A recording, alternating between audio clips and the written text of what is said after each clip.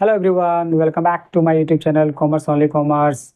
आज हम लोग कैश प्राइस का कैलकुलेशन करना सीखेंगे, यानी कि जब भी क्वेश्चन में कैश प्राइस नहीं दिया हुआ रहेगा तो उस कंडीशन में हम लोग कैश प्राइस किस तरह से निकाल कर चलते हैं वो हम लोग सीखेंगे। ठीक है, पिछली क्लास में मैंने बताया है कि जब इंस्टॉलमेंट के साथ इंटरेस्ट इंक्लूड नहीं होता तो उस कंडीशन में हम लोग इंटरेस्ट किस तरह से कैलकुलेट करके चलते हैं। प्लस मैंने ये भी बता दिया है कि जब भी इंस्टॉलमेंट के साथ इंटरेस्ट इंक्लूड रहेगा तो उस समय भी हम लोग उसका इंटरेस्ट का कैलकुलेशन किस तरह से करके चलते हैं। ठीक है, अगर आप लोग फर्स्ट टाइम वीडियो देख रहे हो तो प्लीज़ इसे सब्सक्राइब करना, लाइक भी करना। अगर कोई भी प्रॉब्लम हो तो जरूर से जरूर कमेंट करके चलना। ठीक है, तो चलो आज हम लोग स्टार्ट करते हैं कैलकुलेशन ऑफ कैश प्राइस। ठीक है, चलिए क्वेश्चन देखते हैं। ठीक है, क्वेश्चन देखने से पहले मैं बताना चाहता हूँ कि नॉर्मली जो कैश प्राइस कैलकुलेशन करने का जो दो मेथड्स होता है, एक होता है एन्युटी मेथड्स और दूसरा क्या होता है बैक कैलकुलेशन मेथड्स होता है। एन्युटी मेथड्स में क्या होता है कि एक एन्युटी टेबल या एक रेट दिया रहता है, उसको हम लोग मल्टीप्लिकेशन करने से जो भी मेरा रिजल्ट आता है वो मेरा कैश प्राइस होकर चलता है।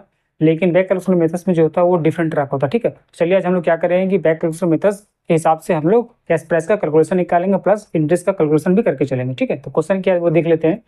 A machinery is taken under hire purchase system for rupees 2500 to be paid as follow। ये जो है वो एक मशीनरी को हायर परचेस सिस्टम के हिसाब से खरीदा है, जिसका दाम 2500 रुपये बता रहा। पेमेंट किस तरह से किया है, ऑन डिलीवरी रुपीज़ 400, यानी कि डाउन पेमेंट जो है वो 400 किया। मैंने बताया था कि जब भी डिलीवरी टाइम यानी कि जिस समय एसेट को परचेस करता है उस समय अगर कुछ भी पेमेंट करता है तो वो कैश पेमेंट या फिर डाउन पेमेंट कहलाता है। ठीक है, तो डाउन पेमेंट कितना हो गया 400, फिर उसके बाद बता रहा है at the end of first year 600, यानी फर्स्ट इंस्टॉलमेंट जो है वो 600 है। सेकंड इंस्टॉलमेंट क्या बता रहा है at the end of second year rupees 400 and at the end of third year rupees 1100। Interest जो है 10% पर एनम के हिसाब से एंड डिप्रिसिएशन जो है वो 5% अंडर डिमिनिशिंग बैलेंसिंग मेथड के हिसाब से मतलब कि बता रहा है। ठीक है, तो चलिए हम लोग देखते हैं कि इसका कैलकुलेशन किस तरह से निकालते हैं according to back calculation method. जैसा कि नाम ही पता है कि बैक कैलकुलेशन मेथड यानी कि बैक से, यानी हम लोग जो इंटरेस्ट कैलकुलेशन जो करेंगे वो हम लोग बैक यानी पीछे से करेंगे, यानी कि थर्ड ईयर से शुरू करके हम लोग चलेंगे। ठीक है, तो कैलकुलेशन ऑफ कैश प्राइस हम लोग किस तरह से निकालेंगे। सबसे पहले हम लोग क्या करेंगे कि इंटरेस्ट निकाल लेंगे। कैलकुलेशन ऑफ कैश प्राइस,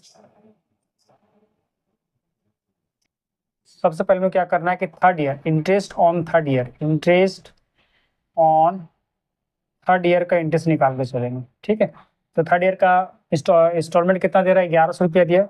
ये 1100 इंटू रेट क्या था 10 बाय 110 करके चलना है। ठीक है, यानी कि जो रेट रहेगा रेट प्लस 100 करना है, यानी 100 प्लस रेट करके चलना पड़ता है। ठीक है, यानी कि last instalment into rate of interest divided 100 plus rate of interest, यहाँ पर कितना आ जाएगा 100 रुपया आ गया। ठीक है, उसके बाद फिर interest on second year, interest on second year में क्या करना है कि पहले जो ये थर्ड ईयर का जो मेरा इंस्टॉलमेंट था इसमें से पहले थर्ड ईयर का इंटरेस्ट हम लोग माइनस करेंगे। माइनस करने के बाद फिर सेकेंड ईयर का जो मेरा इंस्टॉलमेंट है 400 वो हम लोग जोड़ देंगे, यानी कितना हो जाएगा 1400 रुपये।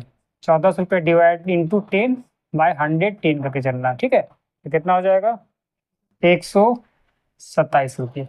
ये जो मेरा है दूसरा इंटरेस्ट हो गया। ठीक है, उसके बाद फिर क्या करेंगे interest on third year, interest on third year कितना होगा कि ये मेरा कितना था 1000 था, ये 1000 प्लस इस 400 जो दिया हुआ है 400 में से, यानी कि सेकंड इंस्टॉलमेंट जो 400 दिया हुआ था 400 में से हम लोग 127 रुपये जो सेकंड ईयर का जो इंटरेस्ट है उसको हम लोग माइनस कर देंगे। माइनस करने के बाद फिर फर्स्ट ईयर का मेरा इंस्टॉलमेंट कितना 600, ये 600 जोड़ेंगे, उसके बाद हम लोग इंटरेस्ट निकाल के चलेंगे। 1000 प्लस यहाँ कितना हो जाएगा 273 प्लस 600, यानी कितना हो जाएगा 1873 का 10 बाय 110 निकाल के चलना। ठीक है, कितना होगा 170 रुपये, यानी कि मेरा फर्स्ट ईयर का जो इंटरेस्ट है वो 170 रुपया हो गया। सेकेंड ईयर का इंटरेस्ट जो है मेरा 127 हो गया और थर्ड ईयर का जो इंटरेस्ट है वो मेरा 100 रुपया हो गया। ठीक है, यानी किस तरह से निकालें कि सब, चूंकि इसका नाम जो है वो बैक कैलकुलेशन मेथड है इसलिए जो इंटरेस्ट का जो कैलकुलेशन है वो बैक्स होकर चलेगा। यानी सबसे पहले हम लोग इंटरेस्ट जो निकालेंगे वो लास्ट ईयर का इंटरेस्ट निकाल के चलना है। तो उसका हम लोग इंटरेस्ट किस तरह से निकालें कि इंटरेस्ट ऑन थर्ड ईयर का जो लास्ट ईयर का इंस्टॉलमेंट होगा वो इंटू रेट ऑफ इंटरेस्ट, जो रेट ऑफ इंटरेस्ट है 10% दिया हुआ, divided 100 plus rate of interest, यानी कि रेट ऑफ इंटरेस्ट में जुट जाता है, यानी कि हमको यहाँ पर क्या करना है 110 करके चलना पड़ेगा। उसके बाद जो भी मेरा रिजल्ट आएगा वो मेरा फर्स्ट थर्ड ईयर का इंटरेस्ट होगा। ठीक है, उसका फिर हम लोग क्या करेंगे सेकंड ईयर का इंटरेस्ट में आएंगे, उसमें क्या करना है कि थर्ड ईयर का जो मेरा इंस्टॉलमेंट रहेगा उस थर्ड ईयर का इंस्टॉलमेंट से थर्ड ईयर का इंटरेस्ट को माइनस करेंगे, माइनस करने के बाद फिर सेकेंड ईयर का जो इंस्टॉलमेंट 400 रुपया दिया हुआ उसको जोड़ देंगे, जोड़ने के बाद फिर हम लोग को रेट ऑफ इंटरेस्ट यानी कि इंटू 10/110 करके चलना है। तो फिर कितना मेरा आ गया 127। ये 127 जो इंटरेस्ट है वो सेकेंड ईयर का इंटरेस्ट है, ठीक है। उसके बाद फिर हम लोग फर्स्ट ईयर में आएंगे, सॉरी, ये फर्स्ट ईयर में फिर हम लोग आएंगे, ठीक है। तो फर्स्ट ईयर का कितना होगा, फर्स्ट ईयर में हम लोग क्या करेंगे कि जैसे कि मेरा 1000, ये 1000 था, 1000 है। उसके बाद सेकेंड ईयर का जो इंस्टॉलमेंट था, सेकेंड ईयर का इंस्टॉलमेंट में से सेकेंड ईयर का इंटरेस्ट को माइनस किए, माइनस करने के बाद प्लस हम लोग को फर्स्ट ईयर का जो इंस्टॉलमेंट दिया हुआ उसको हम लोग को ऐड कर देना। ऐड करने के बाद मेरा 1873 रुपया है, इसका हम लोग 1/10 किए तो 170 आ गया। तो टोटल इंटरेस्ट मेरा कितना हुआ, तो टोटल इंटरेस्ट जो मेरा है फर्स्ट ईयर का 170, सेकेंड ईयर का 127 और थर्ड ईयर का 100 आ गया। यानी कितना हो गया, 100, 200, 300, 397 ये मेरा इंटरेस्ट हो गया। तो जब मेरा इंटरेस्ट इतना आ गया तो मेरे लोग का क्या बोलता है, कैश प्राइस ऑलरेडी आ जाएगा, क्योंकि अब कैसे आएगा ये देख लेते हैं। कैश प्राइस टोटल मशीन का वैल्यू कितना बताया, 2500 बताया, ठीक है।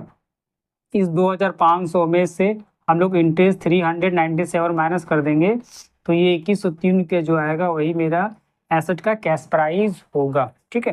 समझ में आ गया। तो उसके बाद फिर हम लोग क्या करेंगे कि जो एसेट है उस एसेट का हम लोग डिप्रिसिएशन निकाल के चलेंगे, ठीक है। उसके बाद फिर हम लोग को जर्नल एंट्री करना है, जर्नल एंट्री के बाद फिर उसके बाद हम लोग को लेजर पोस्टिंग करके चलना पड़ता है, ठीक है। डिप्रिसिएशन का रेट क्या बता रहा है कि 5%, 5% under diminishing balancing method, diminishing balancing method के हिसाब से हम लोग को डिप्रिसिएशन निकालना है। और डिप्रिसिएशन का रेट जो है वो 5% पर एनम के हिसाब से दे दिया। डिमिनिशिंग बैलेंसिंग मेथड का मतलब क्या होता है, आप लोगों ने 11th क्लास से पढ़ा होगा कि डिमिनिशिंग बैलेंसिंग मेथड का मतलब क्या होता है कि घटते हुए क्रम, यानी कि हर एक साल बैलेंसिंग अमाउंट पर निकाल के चलते हैं, ठीक है। तो यहाँ पर हम लोग फर्स्ट ईयर में क्या करेंगे कि डिप्रिसिएशन किस तरह से निकालना, फर्स्ट ईयर का डिप्रिसिएशन या जो यहाँ निकालेंगे डिप्रिसिएशन फर्स्ट ईयर का।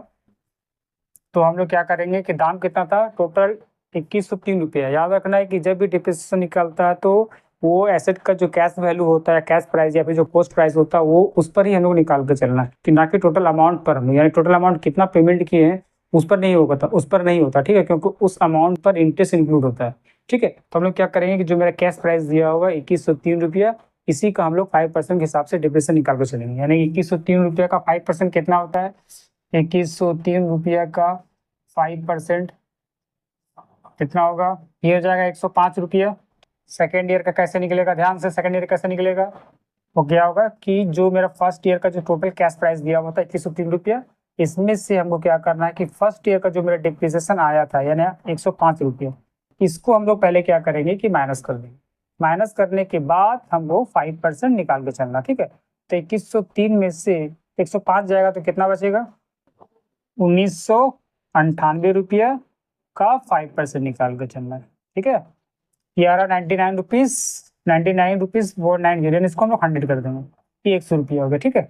उसी तरह से हम लोग क्या करना, थर्ड ईयर में निकाल कर चलना। थर्ड ईयर में किस तरह से निकाल के चलेंगे, सेकेंड ईयर का जो मेरा बैलेंसिंग फिगर था 1998 रुपया, इसमें से सेकेंड ईयर का जो डिप्रिसिएशन मेरा है 100 रुपीज, इसको हम लोग माइनस कर देंगे। माइनस करने के बाद जो मेरा बैलेंसिंग फिगर आएगा वही मेरा डिप्रिसिएशन हो गया। 1898 का 5% कितना होगा, 95 रुपीज, ठीक है। इस तरह से हम लोग कैश प्राइस कैलकुलेशन कर लिए और उसके बाद हम लोग डिप्रिसिएशन निकाल लिया। उसके बाद जर्नल एंट्री करके चलना। जर्नल एंट्री मैंने ऑलरेडी बता दिया, एसेट इक्वल मेथड भी बता दिया था और मैंने क्रेडिट परचेस मेथड बना दिया था, ठीक है। आप लोग को दोनों में से जो बनाना है वो आराम से आप लोग बना सकते हो, कोई प्रॉब्लम नहीं है, ठीक है। उसके बाद लेजर क्रिएशन करना भी मैंने बता दिया था, ठीक है। और इसमें कुछ ज़्यादा कुछ नहीं है, ठीक है। नेक्स्ट क्लास में लोग क्या सीखेंगे कि एसेट को जब रिपोज किया जाता है, कि जब भी कोई भी हायर परचेजर इंस्टॉलमेंट डिफॉल्ट करता है तो उस कंडीशन में क्या किया जाता है वो हम लोग सीख के चलेंगे। आज के लिए बस इतना ही, मिलते हैं नेक्स्ट वीडियो में, तब तक के लिए बाय। आप लोग प्रैक्टिस करते रहे, ठीक है। कोई भी प्रॉब्लम हो तो प्लीज मुझे कमेंट करना, मैं पूरा कोशिश करूंगा आपको बताने के लिए, ठीक है।